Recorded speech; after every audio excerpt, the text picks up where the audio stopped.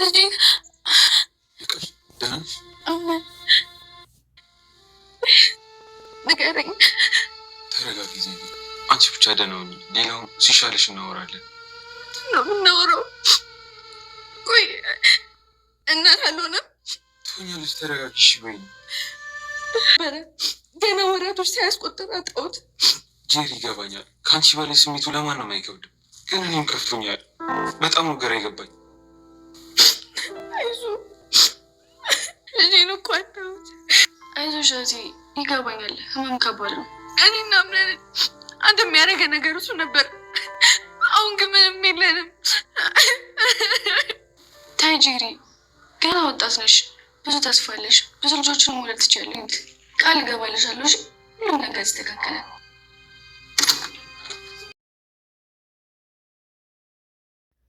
አቶ አምናን በጣም አዘነ። ይሄም እንግዲህ በአክስቱ በሜርሲ ምክንያት የተነሳ ህይወት ሁሉ እየተመሰቃቀለበት ይገኛል ማለት ነው። ጄሪም ግን በስተመጨረሻ ላይ የጠረጠረችው ጥርጣሬ የማይሆን ነገርና በጭራሽ ሙስጠፋን የማይመለከት ነገር ሆኖ ተገኝቷል ማለት ነው። እሱም እንግዲህ እንዴት ይሄ ነገር ሊፈጠር ቻለ? እንዴት ፌል ሊያደርግብኝ ሊሆን ቻለ? ይህን ሰሞን ደግሞ 2 ቀን ሙስጠፋ እቤት አልነበረም። በምን ምክንያት ነው ይሄ ነገር? ስለዚህ ሙስጠፋ እጁ አለበት እያለች ትገኛለች። እንግዲህ ሜርሲ ነች ሚስጥረኛዋና ለሜርሲ ይሄን ሀሳብ ስታነሳላት ሜርሲም እንግዲህ እንዴ ጄሪ አንቺ ከመቼ ጀምሮ ነው አስተዋይ ሰውና አርቆ ሀሳብ ይሆንሽው? በጣም ትክክል። እንዴት እንደዚህ ልታስብ ይቻልሽ? አዎ ይሄ ነገር ሙስጠፋ እጁ ሊኖርበት ይገባል ብላ እንግዲህ ነገሮቹ ወደ ሙስጠፋ እያጣመመች ትገኛለች ማለት ነው። ሙስጠፋም እንግዲህ መጥቶ ይህን ነገር ሲሰማ ከሜሪ ነው የሰማውና ያው ምንድን ያለችው ሚስትህን ያለችው ሚስትህ እንግዲህ እንደዚህ ነገሮች ሁሉ ፌል ሆነውባታል። ብዙ ነገሮች ተበላሽተውባታል። የሚስትህ ባለም ደግሞ በጣም አዝኗል እያለች እንግዲህ ነገሮችን እየነገረችው ነበረ። ይሄ ነገር ሲፈጠር እንግዲህ ጄሪ ራሷን ስታ ስትወድቅ አቶ አምናን ከስራ እየገባ ሰው ኩሽና ወድቃ ተዘርራ ነበር ያገኛትና ሜርሲ ግን በጣም እየተርበተበተችና በቃ ተዋረድኩ፣ ዛሬ አለቀልኝ፣ የወንድሜ ልጅ ይሄንን ነገር ከሰማ እንደ ጄሪ ሻንጣይን አስይዞ ከዚህ ከቤት ነቅሎ ነው የሚያስወጣኝ እያለች እንግዲህ መርዝ የገዛችበት ወይም ደግሞ እሷን የመረዘችበትን እቃም ለመደበቅ ግቢ ውስጥ ዙጥ እያለች እና ለመደበቅ ትገኛለች ማለት ነው። እና ነገር ግን የምትደብቅበት ቦታ ጠፍቶባት አንዴ ወደዚህ አንዴ ወደዛ እያለች ስትሮጥና ስትጨነቅ ነበረ ማለት ነው።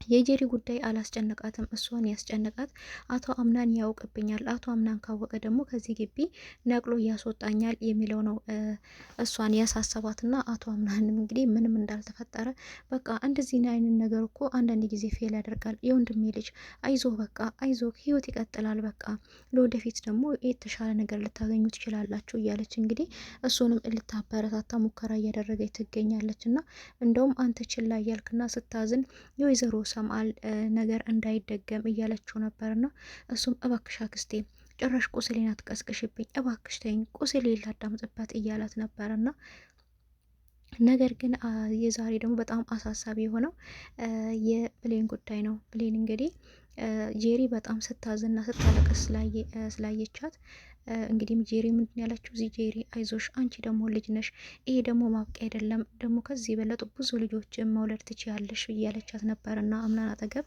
አምናንም እግሯን እያሸ ትሪት እያደረጋት ነበር ጄሪን። ነገር ግን እኔ ቃል ገባልሻለሁ ነገሮች ሁሉ ይስተካከላሉ እያለች እንግዲህ ብሌን ራሷን እየወቀሰች ትገኛለች። ጄሪ በጣም ተወዷለች። እኔ ለምንድን ነው በሰው ህይወት መካከል የገባሁት? ለምንድን ነው እሱ የራሴ ለማድረግ እየሞከርኩ ያለሁት? እሱስ ለምንድን ነው ጄሪን የማያዳምጣት? ለምንድን ነው ጊዜ የማይሰጣት?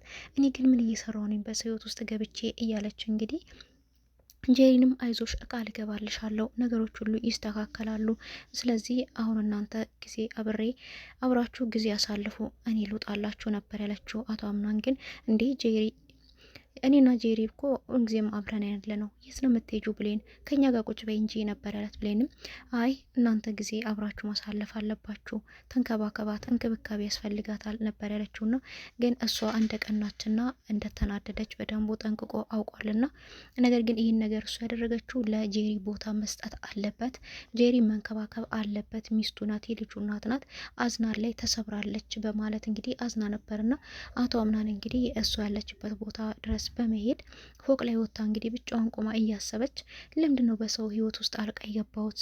ምን እያደረግኩ ነኝ እኔ? ቆይ ማሰብ አቆምኩ እንዴ እያለች ነበርና አቶ አምናንም እንግዲህ ሄዶ ብሌን ምን እያደረግሽ ነው ነበር ያላት። ምን ነው የማደርገውን ሁሉ አንተ ማማከር አለብኝ እንዴ? ብቻዬን ቆሜ ማሰብ አልችልም ነበር ያለችው። አትችይም፣ ትችያለሽ ግን እኔ ማማከር አለብሽ ነበር ያላት። እና አንተ ማን ስለሆንክ ነበር ያለችው። አነጋገሯ ሁሉ ጠመመም ያለ ነው። ማንም ስለሆንኩ አይደለም እኔ ሚስጥረኛሽ ስለሆንኩ ጓደኛዬ ስለሆንሽ ሁሉ ነገር ልታማክርኝ ይገባል ነበር ያለችው። እና እሷም እንግዲህ አቶ አምናን ቆም ብላ አስብ፣ ሚስትህ የልጅህ እናት ይህን ሁሉ አበሳ ያየችልህ ዛሬ እያዘነች ያለችው ጄሪ ሚስትህ ናት። እኔ ደግሞ ምንም አይደለውም። ስለዚህ እባክህ ለጄሪ ጊዜ ስጣት፣ ለጄሪ ፍቅር ስጣት። ጄሪ አሁን ከምንም በላይ ያንተን እርዳታ ትፈልጋለች። አንተ እንድትንከባከባት እንድታዳምጣት ትፈልጋለች። ያንም ነገር ደግሞ አንተ ካረግ ጄሪ በቶሎ ከቁስለቷ ከሀዘኗ ትድናለች። ስለዚህ እባክህ ለጄሪ ጊዜ ስጣት እያለችው ነበር። እሱም አዎ ልክ ነሽ ብሌን፣ ነገር ግን እኔ ከጄሪ ጋር በማደርገው ነገር አንቺ እያዘንሽ ነው። ይህ ነገር እኮ ማዘን አይገባሽም። ታውቂያለሽ ጄሪ ያለችበትን ሁኔታ በጣም። ስለዚህ እኔም ለእሷ ጊዜ ልሰጣት ይገባል። እባክሽ ብሌን አላሳዝንሽም እንዴ? ጄሪ ሳታሳዝንሽም እንዴ? በልጇ ምክንያት እንደዚህ እየሆነች ነበር ያለውና ብሌንም እንግዲህ እኔም እኮ አልተሳሳትኩም፣ ጊዜ ስጣት ነው ያልኩ፣ ከኔ ጋር ያለው ነገር አቆም፣ በቃ ተወኝ፣ ህይወቴን ልኑርበት ነበር ያለችው። ህይወቴን ልኑርበት፣ አንተም ህይወትህን ኑር፣ አንተ ምንም አይደለህ፣ እኔ ምንም አይደለም ከዛሬ ጀምሮ ማለት እንግዲህ ብላለች ማለት ነው ብሌን።